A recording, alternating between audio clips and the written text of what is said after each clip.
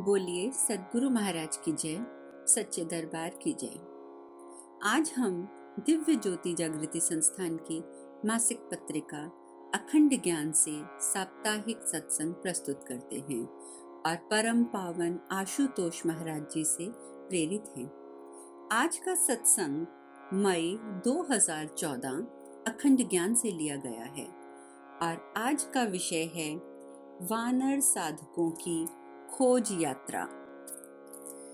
एक पाश्चात्य लेखक टी स्कॉट ने लिखा है, सफलता तुम तक नहीं आती, तुम सफलता तक जाते हो।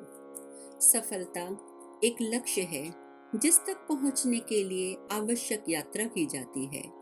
साधना भी एक यात्रा है और साधक यात्री हैं। पर यह यात्रा किन्हीं बाहरी मार्गों पर नहीं होती, ना ही कोई बाहरी प्रतीक इसकी मंजिल है। यह यात्रा साधक के भीतर होती है। स्वयं साधक ही इसका साध्य है।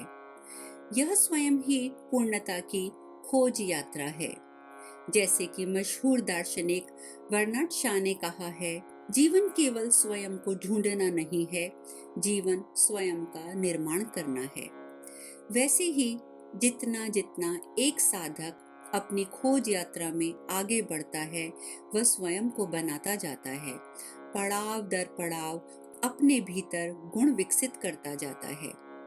ऐसी ही एक यात्रा हजारों वर्ष पहले भगवान श्री राम के वानर साधकों ने की थी, जिनका वर्णन गोस्वामी श्री तुलसीदास जी की श्री रामचरितमानस के किष्किंधा कांड में आया है। वानरों की इस यात्रा का उद्देश्य था माँ सीता की खोज, जो एक साधक के पूर्ण भक्तिमय स्वरूप का प्रतीक है। अतः इस यात्रा का प्रत्येक पहलू एक साधक की खोज यात्रा का ही प्रतिबिंब है। चलिए हम भी वानरों के संग इस दुर्गम यात्रा पर चलते हैं। एक साधक की आंतरिक खोज या निर्माण यात्रा पर आगे बढ़ते हैं। राजा सुग्रीव की सभा सुसज्जित थी। समस्त वानर सेना तैनात खड़ी थी। माँ सीता की खोज हेतु सुग्रीव इन सैनिकों की टुकड़ियां बना बनाकर चारों दिशाओं में भेज रहे थे। इसी क्रम में सुग्रीव ने जो अंतिम दल बनाया, उसमें अपने श्रेष्ठ और प्रधान योद्धाओं का आवाहन किया। सुनहु नील अंगद हनुमाना, जामवंत मति धीर सुजाना, सकल भुकट मिली दच्छि हो जाहु, सीता सुधी पूछहि सब काहू। अर्थात हे धीर, बुद्धि और चतुर नील, अंगद, जामवंत व हनुमान, तुम सभी श्रेष्ठ योद्धा मिलकर दक्षिण दिशा की ओर जाओ और माता सीता का पता लगाओ। लक्ष्य अर्थात साधक, दिशा जमा दशा। इस सूत्र के आधार पर साधक की खोज यात्रा की 3 आवश्यकताओं का वर्णन किया जाता है। सबसे पहले लक्ष्य निश्चित होना चाहिए। वानरों का लक्ष्य निर्धारित है, अर्थात माँ सीता। इसी प्रकार एक साधक का लक्ष्य है अपने वास्तविक स्वरूप को पाना। जब वह इस लक्ष्य को निश्चित कर लेता है, तो उसके बाद उसे 2 विशेष बातों का ध्यान रखना होगा, अपनी दशा और दिशा। जैसे सुग्रीव जी ने अपने श्रेष्ठतम योद्धाओं का आवाहन किया, वैसे ही साधक को अपने श्रेष्ठ गुणों को पहचानना व संगठित करना होगा, जो इस खोज यात्रा में उसकी सहायता कर सके। उसके बाद है दिशा का निर्धारण। एंटन चेखोव ने बड़े मार्के की बात कही है, आगे बढ़ो कहने से पहले बढ़ने की दिशा निश्चित करो। जैसे श्री राम की प्रेरणा से वानरों को दक्षिण दिशा मिली, वैसे ही साधकों को भी सद्गुरु की प्रत्यक्ष या अप्रत्यक्ष प्रेरणा द्वारा निर्धारित दिशा में आगे बढ़ना चाहिए। आगे सुग्रीव मार्गदर्शन करते हुए इस श्रेष्ठ दल के आगे बोले, मन क्रम वचन सो जनत विचारे हो, रामचंद्र कर काज संवारे हो। अर्थात मन, वचन और कर्म से ही श्री राम के काज को संवारने का जतन करना। अपने सद्गुरु द्वारा नियत लक्ष्य की ओर एक साधक को कैसे बढ़ना है? पूरी एकाग्रता से, एक चित्तता से। मन यदि कुछ सोचे तो लक्ष्य के विषय में ही, वाणी कुछ बोले तो लक्ष्य पूर्ति के लिए ही, कर्मेंद्रियां यदि हिलें तो लक्ष्य के समीप जाने के लिए ही। स्वामी विवेकानंद कहा करते थे, हे साधकों, एक लक्ष्य निर्धारित करो, फिर उस लक्ष्य को अपना जीवन बना लो, उसी को सोचो, उसी के सपने लो, उसी को जियो। तुम्हारा मस्तिष्क, मांसपेशियां, नस, नाड़ियां, देह का पोर पोर उस लक्ष्य से भरपूर हो। उसके अलावा अन्य कोई विचार तुम्हारा स्पर्श ना करे। यदि सफलता ही राह है, इसी राह से गुजरकर महान आध्यात्मिक युग पुरुषों का गठन हुआ है। दिशा निर्देश पाकर वानर सैनिक कूच करने लगे, पर तभी श्री राम ने विशेषकर हनुमान जी को अपने पास बुलाया। जानि काज प्रभु निकट बुलावा। उनके हाथ में जो अंगूठी थी वह उतार कर रख दी और सीता जी के लिए संदेश दिया। सैकड़ों वानर खोज यात्रा पर निकले, परंतु हनुमान जी पर विशेष अनुग्रह क्यों? यहाँ श्री हनुमान जी साधकों के एक विशिष्ट गुण के प्रतीक हैं, और वह है जागृत विवेक। वह साधक का सर्वोच्च गुण है, जिससे सद्गुरु को सबसे अधिक आकांक्षा होती है। जिस साधक का विवेक जितना जागृत होता है, वह उतना ही विश्वसनीय बन जाता है। चार्ल्स स्विंगडोल ने कहा है, जीवन हमें महान अवसर देता है, पर ये अवसर असाध्य समस्याओं के रूप में आते हैं। वे असाध्य या अनसुलझे इसलिए हैं क्योंकि हमारा विवेक जागृत नहीं है। इसीलिए एक साधक को चाहिए कि वह अपने भीतर सद्बुद्धि या विवेक को जागृत रखे, फिर साधक के लिए कोई बाधा नहीं हो सकती। वानर सैनिकों का काफिला चल पड़ा। वन, पर्वत, कंदराओं आदि में वे खोजते हुए चले जा रहे थे। इसी क्रम में गोस्वामी जी कहते हैं, कतहु हुई निश्चर से भेटा, प्राण ले ही एक एक चपेटा। बहु प्रकार गिरिकान नहे रही, को हुनि मिले ताहि सब घेरही। अर्थात वानर सैनिकों की कहीं किसी राक्षस से भेंट हो जाती है तो वे एक ही चपत में उसके प्राण हर लेते हैं। पर्वतों और वनों में खोजते हुए अगर कोई ऋषि मुनि मिलते हैं तो सब उन्हें घेर कर माँ सीता का पता पूछने लगते हैं। उक्त दृश्य में राक्षस विकारों के और ऋषि मुनि सद्गुणों के प्रतीक के रूप में समझे जा सकते हैं। साधक की अपनी निर्माण यात्रा में इन दोनों से भेंट होती है। गैरी मैक कहते हैं, एक खिलाड़ी को दौड़ते हुए दो तरह के स्वर सुनाई देते हैं। एक स्वर नकारात्मक होता है, उसके द्वारा आलोचकों का। दूसरा स्वर सकारात्मक होता है, उसके मार्गदर्शक अर्थात प्रशिक्षक का। किस स्वर को तूल देनी है, ये खिलाड़ी का स्वयं का निर्णय होता है। यकीन मानिए, यह निर्णय ही साधक का निर्माण करता है।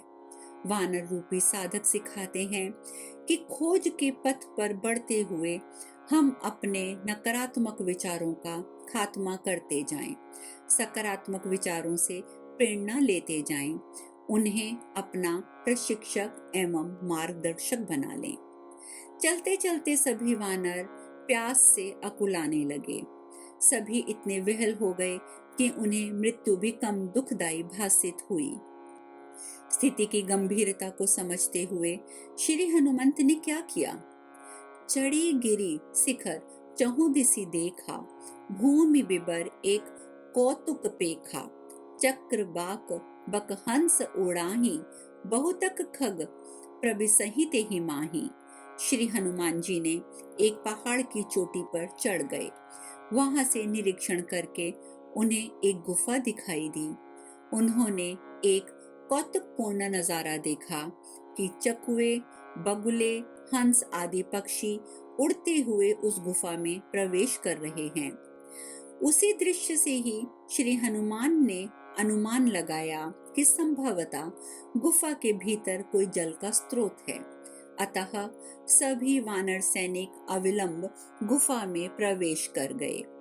वानरों ने अत्यंत रमणीय बगीचा और सरोवर देखा। मनोहर कमल खिले हुए थे। एक सुंदर मंदिर का भी दर्शन हुआ, जहां एक तपोमूर्ति स्त्री बैठी थी। उसका नाम था स्वयं प्रभा।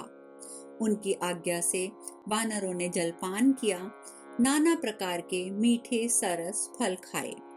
अंततः उस तपोमूर्ति साध्वी ने सभी वानरों से ये वचन कहे, मूदहु नयन बिबर तजि जाहो, पहु सीत ही जनी पछताहो, नयन मोदि पुनि देखहि बीरा, थाड़े सकल सिंधु के तीरा।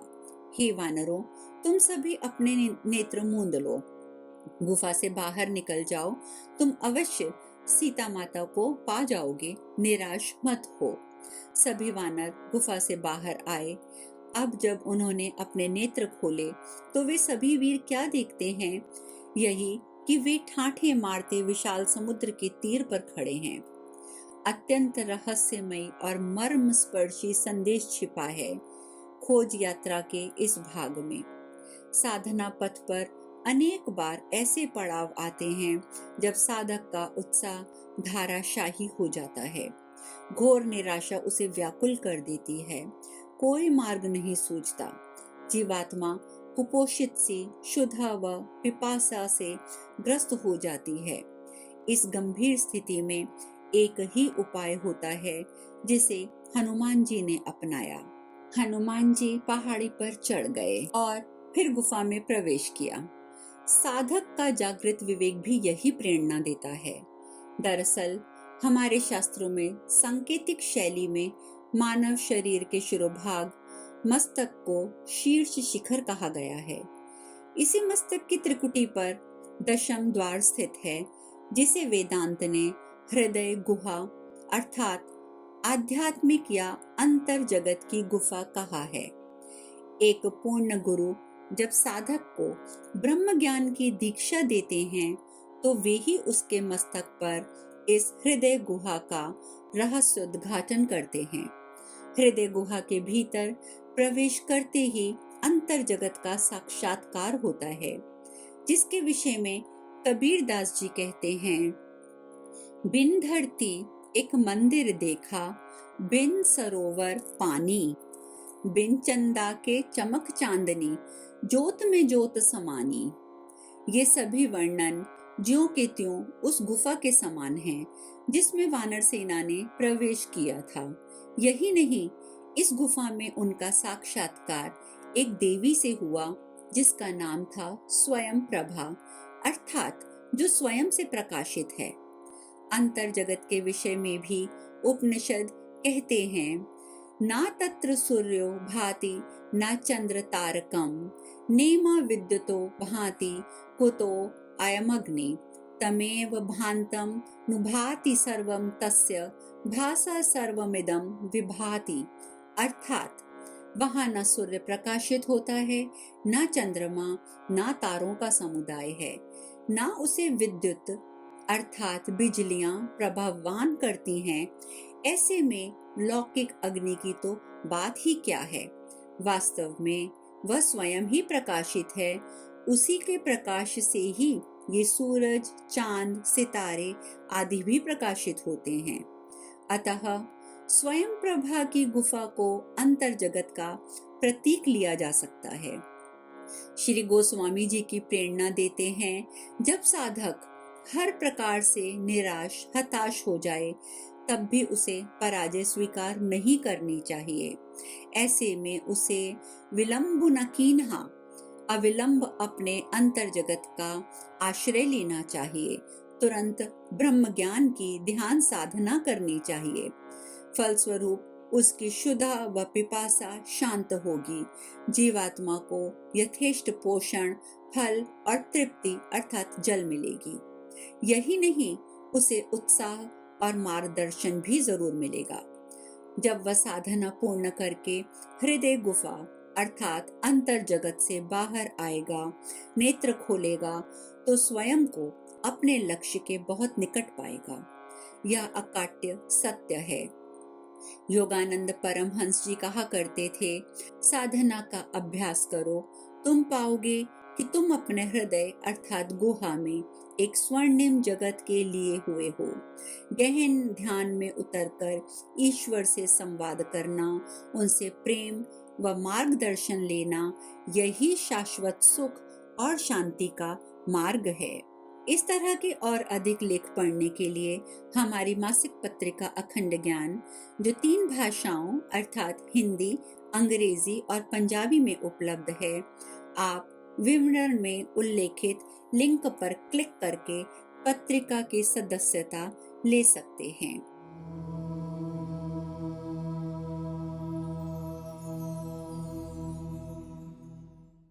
अभी आपने अखंड ज्ञान का सत्संग सुना। सर्वप्रथम मैं इसके लिए आभार प्रकट करती हूँ और आपसे प्रार्थना करती हूँ कि आप सब विश्रामदायक स्थिति में बैठ जाएं। अपने नेत्रों को बंद कर लें। अपना ध्यान सांसों पर केंद्रित करें। एक लंबी गहरी सांस पेट तक भरें। कुछ क्षण रोकें और अब पेट को अंदर खींचते हुए सांस को बाहर छोड़ दें। इस प्रकार इन आती जाती सांसों के द्वारा आप शांति के महत्वपूर्ण क्षणों का पूर्ण आनंद लें और इसके साथ साथ विचार करें कि अखंड ज्ञान से आपने आज जो सत्संग सुना है, उसकी शिक्षा को आप किस प्रकार अपने जीवन में उतार सकते हैं।